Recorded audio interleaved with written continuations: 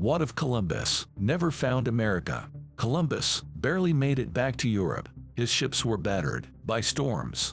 There were mutinies among his crew. Supplies were running dangerously low. If things had gone slightly worse, he might never have returned.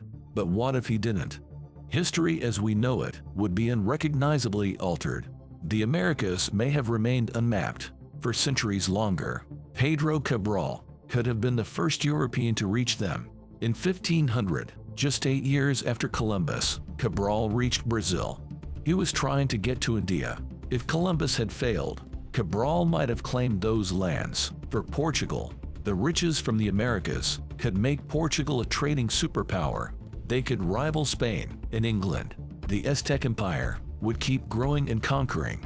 In 1519, they ruled over 5 million people in Mexico. Without the Spanish, who knows how big they'd get? The Inca Empire would likely conquer South America. The Incas were advanced and organized. They had stone fortresses and roads. In 1532, they boasted a 1 million strong army. If the Spanish never came, the Incas might not have been invaded and conquered. Their armies might march across the continent. They might have even conquered South America. The global population might have been much bigger. Millions of Native Americans were wiped out by diseases brought from Europe. Without that exchange, their numbers could have swelled.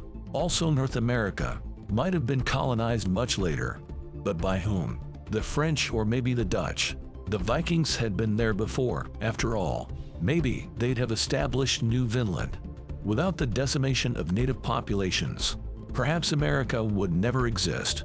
The United States as we know it might have looked entirely different or not existed at all. Without the riches of the New World, Europe may have remained relatively poor and unstable.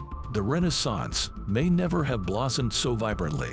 Democracy and human rights may have emerged much later, if at all.